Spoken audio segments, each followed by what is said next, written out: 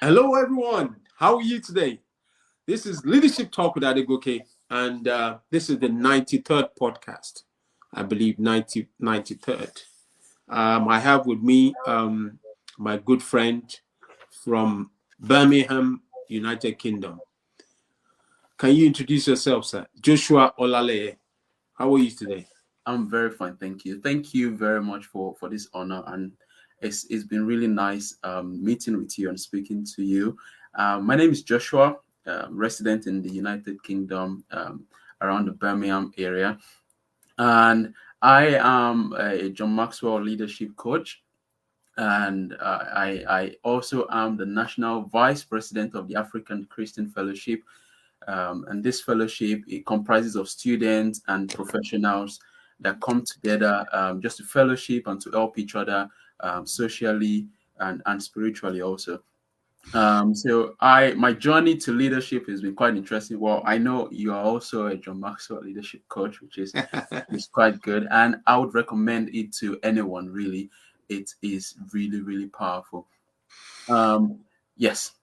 So my aim is to encourage young people to be better and to do better. So first to be better and Just then before you go into that, because I can see you are charging off.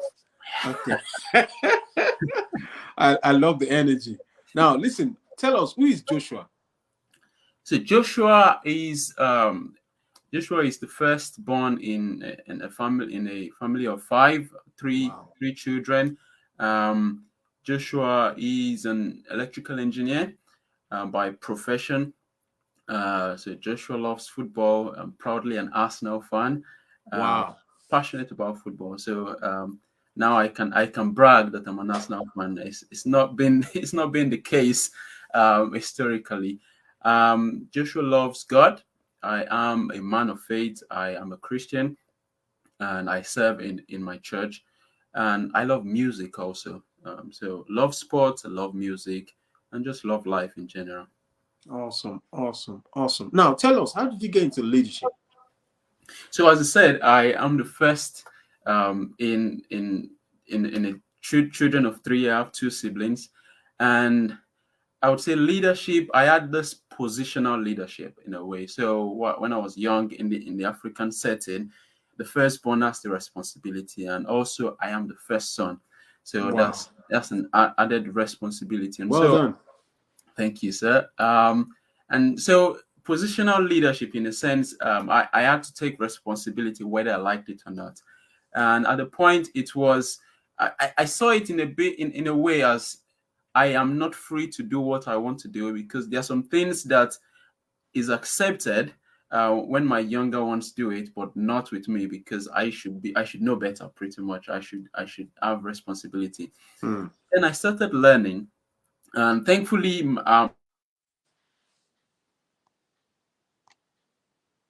of competing or trying to compete with my siblings, I've been placed in a good position, and that's when I started getting into will I say recognizing this leadership capability.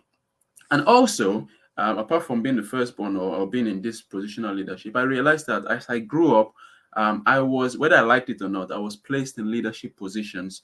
And so when I sat down and reflected, I realized that there was something in me that people saw to put me in places of leadership.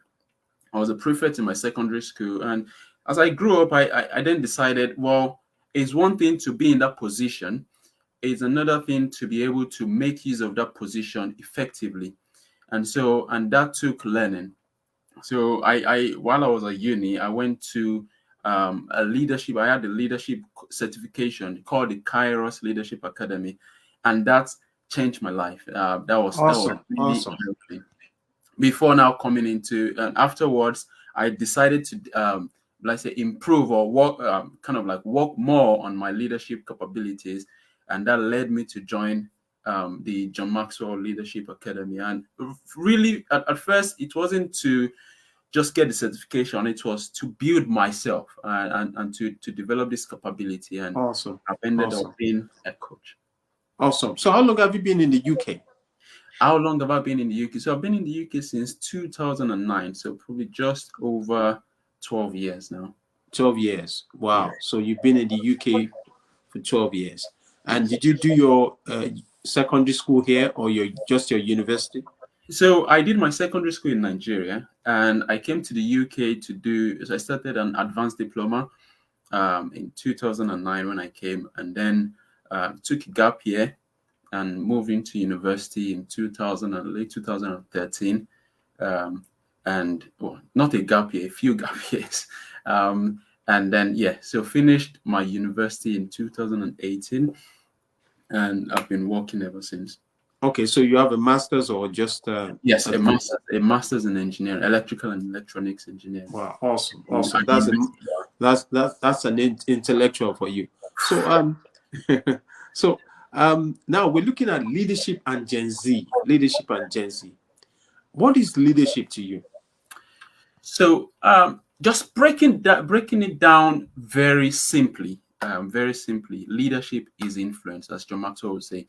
And so each and every one of us have got this ability to influence situations, influence change in a way, both positively and negatively, in a way. But Absolutely. Yeah. we are looking at positive influence in this sense. So very simply, leadership is influence, and it's the ability to make people do, in this sense, positive things without coercing or forcing them.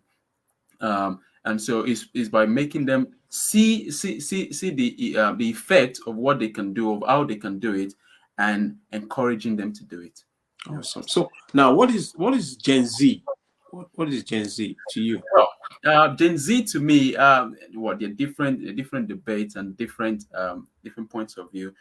Some people say it's from 97 to 2012, but also some people say, well, even the people born recently, as at the latest 2022, could also be classified as Gen Z. So I'll just say people probably less than 20, 27 years and below, down to the newborn, I classify them as Gen Z. Oh, awesome. So now, what's your experience regarding Gen Z? I mean, we have millennials, we have the baby boomers, Yeah. Different generations. In fact, some people even work with about 5 generations in their place of work. Yeah. So talk about Gen Z. What is it about Gen Z really? I Their think their culture, their beliefs, lifestyle. Yeah, I think Gen Z, they are very special people, very interesting people. These people they're also called the digital natives. They're quite tech savvy, and they were born when the internet kind of like really took up, and so they didn't know any other way. They didn't know any time before the internet. So when they were born, they were able to use the internet was available. And so this type of people, they are more comfortable with online learning. They are really good with social media, and so they have flexible learning. They can learn in different ways, really. Most of the time, they learn by just watching YouTube, pretty much. And these people also, they have very high tolerance for risk. So these are the type of people you see investing in crypto. These are the type of people you will see being businessmen, going into entrepreneurship in different ways, very creative ways. Those are the type of people you see in extreme sports, even.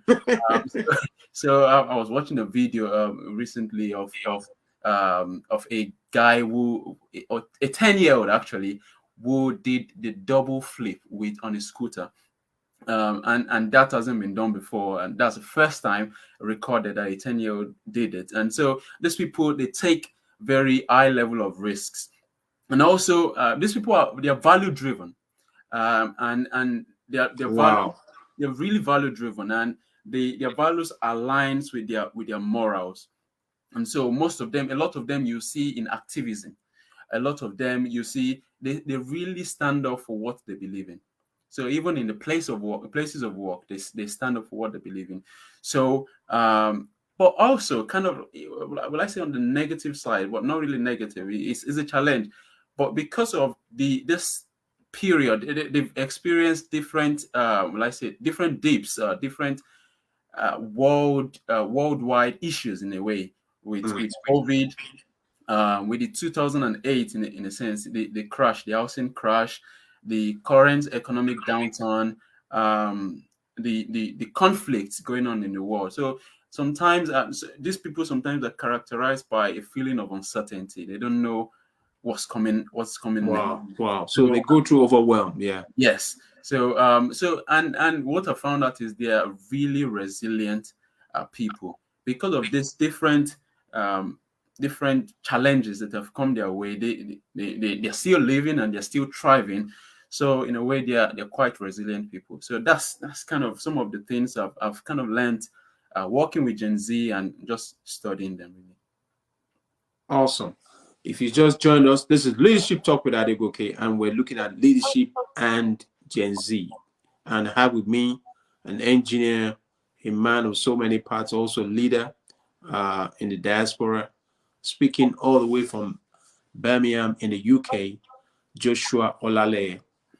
Now, I want you to speak to this. What's the relationship, in terms of leadership and Gen Z? I mean, where do they meet? So something I've learned about Gen Z, as I said, they are really value driven, and with regards to leadership, both them being leaders and also looking up to leaders, they don't just follow people who just talk. So they want you to back your talks with action. Hmm. So they won't really follow you if they can't see the corresponding action to what you're saying. In fact, they will campaign against you in a sense. So Wow. I think it's backing up your words with action, and also I think they highly respect people who have this servant leadership Hmm. mentality, who can lead them, but at the same time give them a freedom to be creative in the different sense. So give them a structure, but in that structure, allow them to be creative, allow them to be themselves.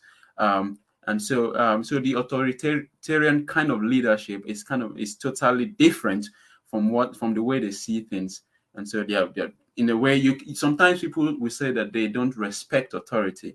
Not necessarily that is the sense that this authority that is trying to control them or trying to ask them to do something is not actually doing what they're saying or we should do. And so in that sense, they turn So they're against. very observant. Yeah. Yes. Yeah. So and in a sense, how can then, because there are a lot of Gen Z who are in leadership positions now. And one example is the recent news we had of this U.S. congressman, the newest U.S. congressman, Maxwell Frost. Um, he got into the Congress in the United States at the age of 25, and that's quite incredible. And so Congressman elect. Yeah. yeah, congressman elect. So so what? How can they make a difference, or how can people Gen Z make a difference? I think first is that you should believe that you are not too young to make a difference. You are not too young to make a change.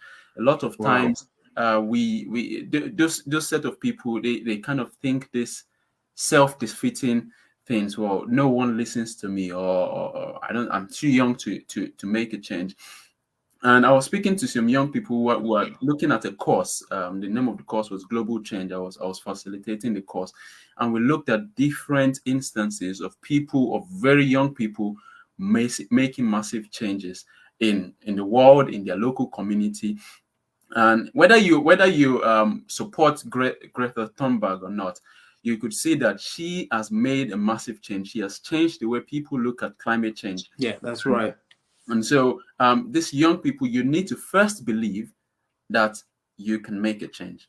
And then, when you believe that, you then need to take personal responsibility for your growth. So it needs to start with yourself before you can change others. And you just start with the little things.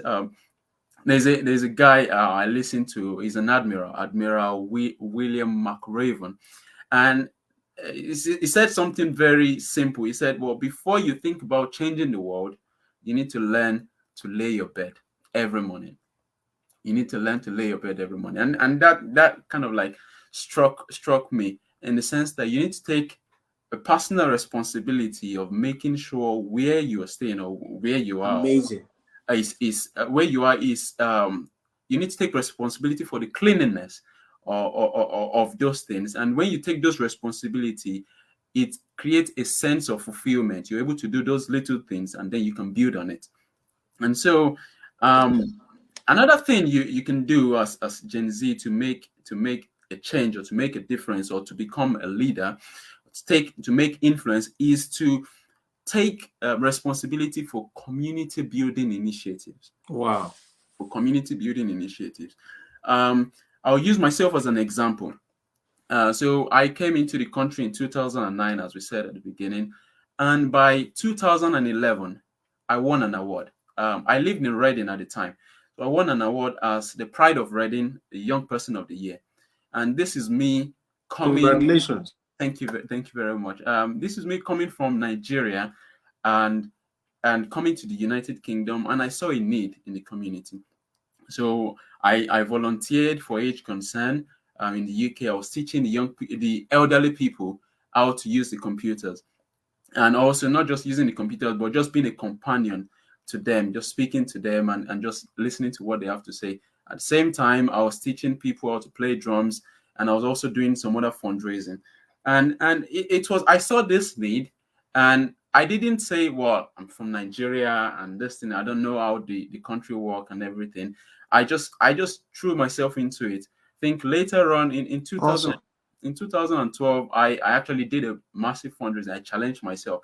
But what am I trying to say? I will speak on that later on. What am I trying to say? I took responsibility for a need I saw in the community, and I decided I was going to make a change. I'm going to put myself out there to make this change. And I was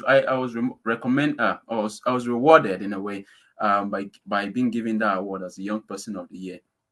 And so we can do that. It doesn't need to be something big. It doesn't need something massive. If you start from somewhere small and you see that you are actually making a difference and making a change, and then you don't know how far that could go. And also, Wow. Go ahead. Go yeah, ahead. Yeah. also you make you make effective use of the available resources or available tools to create change. And as I said, we at the Gen Z, you are really, really tech savvy. You know how to use these things, and you may think it's nothing much. Well, I just use my phone, and it's something quite very important. And it makes me, it kind of took me back. As I said, I'm a Christian. It took me back to the Bible, and I was looking at Moses when he was leading the Israelites, and the Egyptians were pursuing them, and there was a Red Sea in front of them, and Moses was crying unto God and saying, "Oh God, we're going to die. Oh God, what can we do? This is a difficult situation or an impossible situation." But then I like what God said. God said, "What's in your hand? What's on your hand?" And Moses only had a rod. He Wow. had a rod, and this rod, you might say, "Well, it's just a walking stick, or it's just this," and but God was reminding him that, well, this was the same rod that swallowed the magician's rod, or the snakes, and this simple rod that you see could wrought mighty wonders.